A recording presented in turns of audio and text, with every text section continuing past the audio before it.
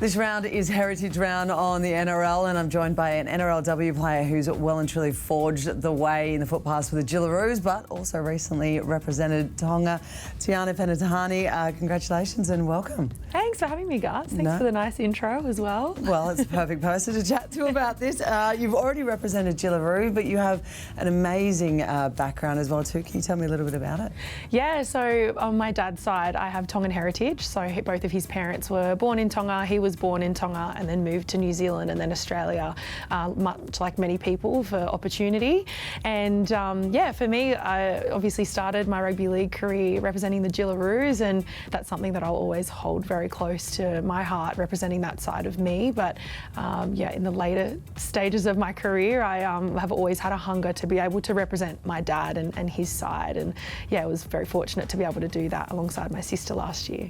Tell me about your dad growing up. I know you were very young when he was alive, but did you ever learn much about it, like his culture and background?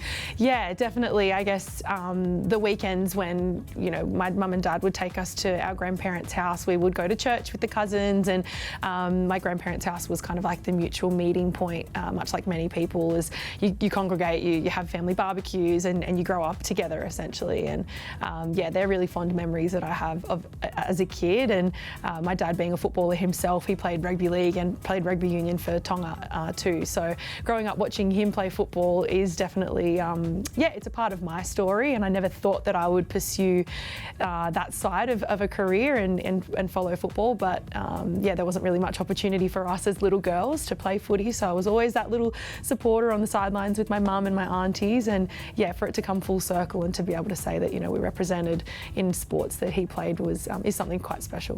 Tell me about, I mean, your dad played and represented Tonga, and when you approached that conversation about wanting to play footy, how did that go with your dad the first time? Yeah, so I started playing rugby league in the under 11s, I think it was, which is when girls were still able to play in the boys comp, and he was against it at first. It was my mum that was always like, whatever you want to do, we'll play, we'll enrol you in, and he was the same. But when it came to a contact sport, obviously being a player himself, he knew how tough it can be and was quite apprehensive to let his girls play. But that changed very quickly once he realised that we were actually good at the game and that we were tough enough to withstand the contact, and he was like gung-ho, all in and super supportive of it. So it didn't take much to be able to convince him to let us play and to support us there. Well, you forged an amazing career from there to make it through to the Jillaroos as well. I know you represented Australia with the Sevens too, but your sister got there first, was representing Tonga. Was there a little bit of FOMO when you first saw her run out? Oh, absolutely there was. It was the year that the international test match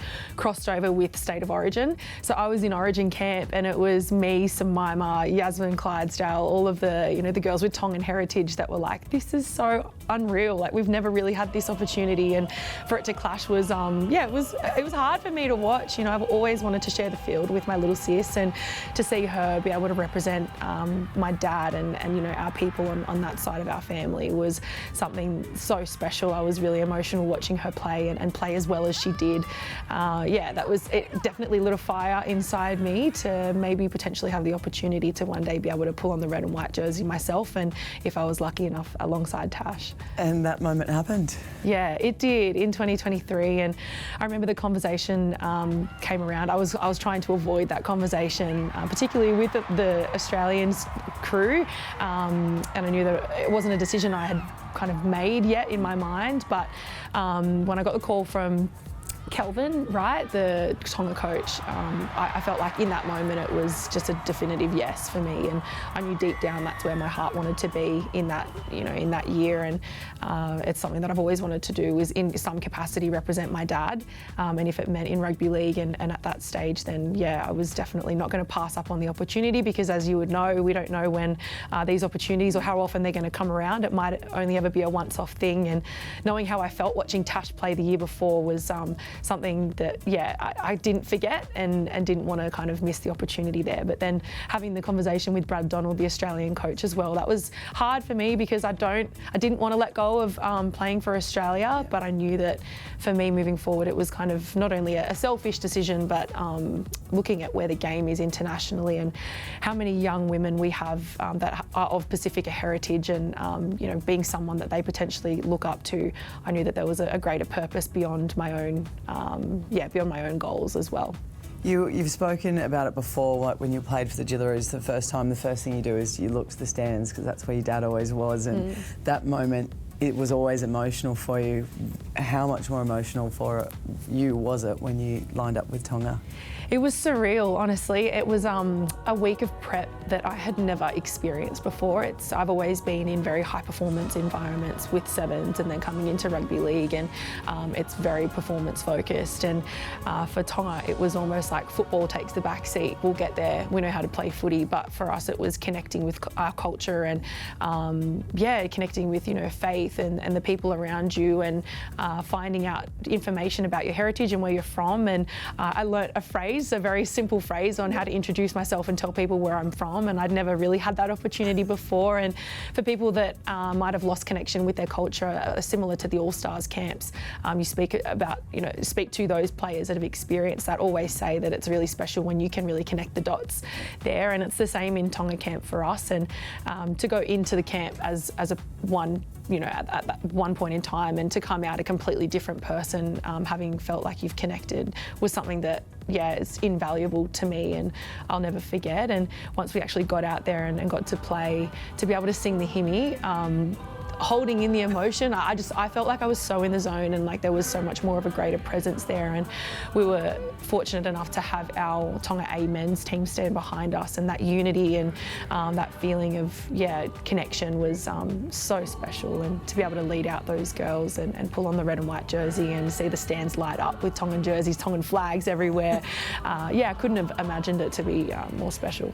We see you when you're running out there, obviously in the shorts you've got a beautiful Tongan tattoo on your leg. Can you tell me a little bit about that and what it means, and obviously reflecting on your culture? Yeah, of course. So it's a very special, significant tattoo to me and my family.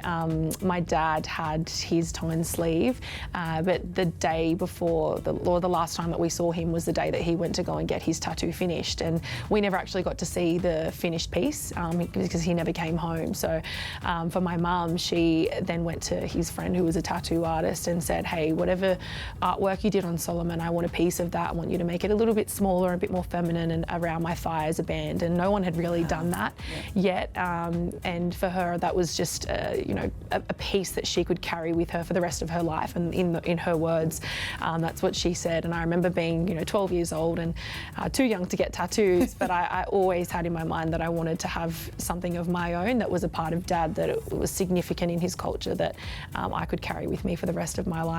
I mean, you've got that connection. Your sister's playing as well too. Your brother's starting to come through the ranks. A younger sister playing soccer. There's just so much talent in your family. It's insane. Yeah. Going back to you, sort of the sides that are happening at the moment, like the Tongan side, the talent that was in that team that was able to say yes and go across and represent, how important is that to growing this game and showing how many different beautiful cultures we have in and amongst it? It's so significant, and if you look at our game on a national scope, the NRLW is growing in leaps and bounds, which is phenomenal to see. You think back 10 years ago, there was no such thing as an NRLW, and as I said, coming through playing as a junior, I never really had anyone to look up to or to aspire to be like. I loved watching the men play, and I just accepted that I was a fan in the stands. And fast forward to now, to be able to be part of that growth is incredible, but I think there's so much more growth to be had in our international space. And to see what the Pacific Champs did last year to showcase not only the most incredible cultures that we have that all come together and we get to share in this diverse game, but to see the likes of myself and Niall Williams go back and represent Samoa, and she's been at the head of her game in rugby for many years, playing at the top level, and to see her then choose to go back and play for Samoa shows how much cultural significance is to our players. And you look at the stats, nearly half of the men's NRL and the women's NRLW identify as Pacifica, and I think we need to celebrate that as a game, and we do that with Multicultural Round and also with our Pacific Champs at the end of the year. And it just goes to show our young kids that enrol in the game and play the game that they are recognised and represented well, and that there is opportunity for them, not only at Australian level, New Zealand level, state of origin level, but Pacifica, All-Stars does. There's just so much cultural diversity, and I think it's celebrated well in our game. Because that's the benefit, right? A lot of kids nowadays, they're born in Australia, but they do have those specific back roots. To be able to see that, yes, you absolutely can represent Australia, but you also have opportunity to represent the other half of you. Yeah, and there's no shame around that. Yeah. And I think that's something that I struggled with in making my decision. Was I'm a very, very proud Australian. I was born in Australia. I was raised in an Australian family, but there's a half of me that is Tongan and that is very proud to be Tongan as well. And no, you might not be able to blend the jerseys and you have to choose one at some point sometimes, but there's absolutely nothing wrong with that, and you're allowed to be proud of who you are if that's a mix and blend of different cultures and countries. So yeah, I think it's a really important message to share, because we have so many, like I said, diverse backgrounds and players that have mixed heritage that they should be able to be proud of. In the past, if you asked a young girl coming through the ranks who their favourite player was, we used to, you hear the Freddie Fittlers or the Alfie Langers, and now when you ask a young girl who their favourite player is, they're using your names, they're using your Shannon Martos, they're using your Kennedy Charringtons. Yeah. For you, seeing some of the young girls coming through your side with Tonga, who are we going to be looking out to that these young girls can also look to? Yeah, I think that's such a pinch me thing to say, and it's sometimes we have to remind ourselves that we are essentially in the spotlight like that, because I know a lot of us don't see ourselves like that as young kids heroes until you go to a game and you've got your name on the back of some 8-year-old's jersey, which is amazing to see. But I think some talent that is coming through the ranks, and speaking on behalf of our Tongan girls, there's people like Seli Mailangi, there's Tash Penitani, there's Tegan Dimmicks, your China Pilatas playing up with the Cowboys, and for them to come through a pathway and that never existed, I think is something that's really special. And now that they're on the big stage and have a whole world in front of them, that they can potentially forge a career for as many years as they want, is something that's really special.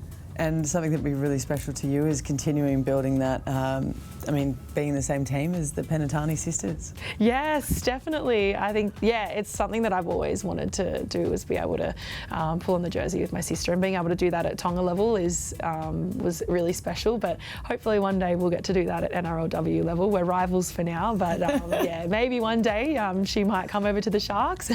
You're we'll refusing see. to leave there, aren't you? Yes. Yeah. Once a Shark, always a Shark. Absolutely. Before you finish, you said there was one phrase that you learned in your time in the Tongan camp. Give it to us. Oh my gosh, okay, you're really testing me now. So, malo lele, ko hoku ingoa ko Tiana Penitani, ko lele mai mei, ko ta'anea, and holopeka. Beautiful. See, it's still a learning process though, isn't it? And that's the best part, is you're always learning about your heritage and your culture, and I look forward to seeing you grow more so in that area as well, and seeing you shine on the footy field. Me too. Thanks, Garth. Thanks, babe.